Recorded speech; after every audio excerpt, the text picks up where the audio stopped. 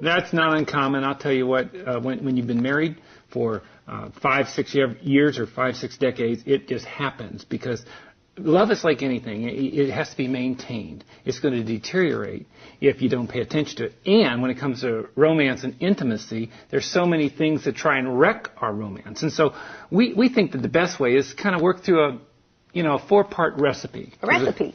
Like if you're going to make chili, there's some basic ingredients to chili. Now, everybody's chili would be, to their own little liking, right. but there's some basic things to it. And we found that there's 4 basic things in our recipe for romance. The first is time. Yeah. I mean, how can you have romance if you don't devote some time to each other?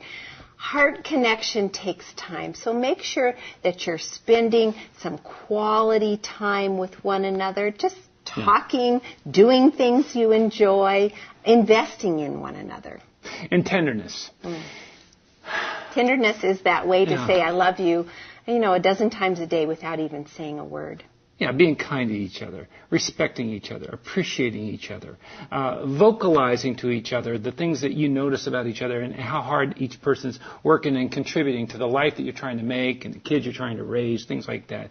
That's very important.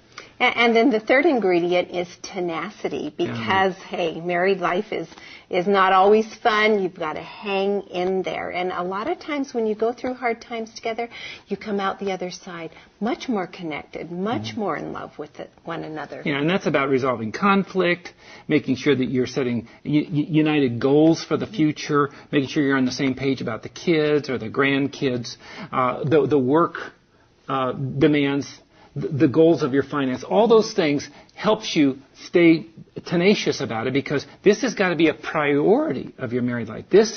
I'm going to say something that might just shock you, but this is why you got married.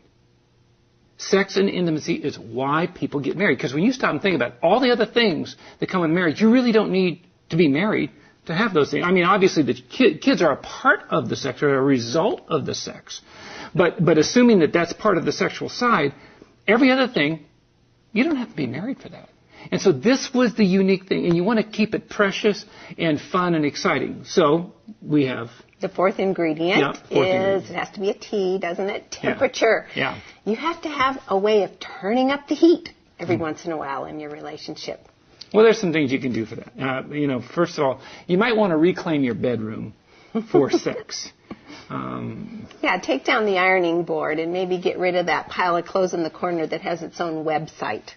Yeah, because it's just kind of ridiculous what goes on in some bedrooms. You might want to change the lighting, get some, get those candles out and light them up, things like that. And then keep dating each other. Yeah. Just because you're married, it's not been there, done that. You have to go out and do things together that you enjoy. That really nourishes that emotional, romantic side. And by the way, parking is actually allowed now.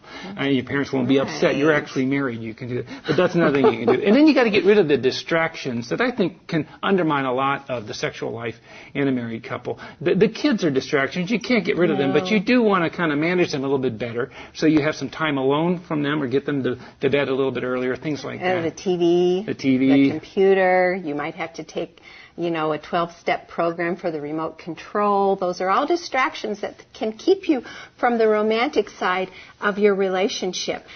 You also need to plan better. I mean, passion takes planning. Don't always wait until the end of the day until you're so tired. You might have to just plan to get away with each other. Or get up earlier, set the alarm and get up earlier, things like that. And you can have a nice romantic dinner in your bedroom. After you put the kids to bed, you've already fed them, and you can just set up a table in there and have that like a nice elegant evening. You don't have to pay a lot of money out for that. And get rid of those reality shows. Make your own reality show. Unless, of course, it's American Chopper. There are some reality shows you've got to keep in the equation.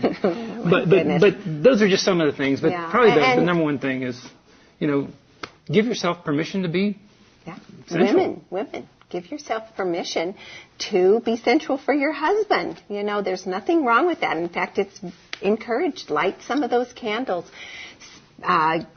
Spray on some of that perfume that you've been saving for a special occasion. And then every once in a while, send your husband out to buy you a new nightgown.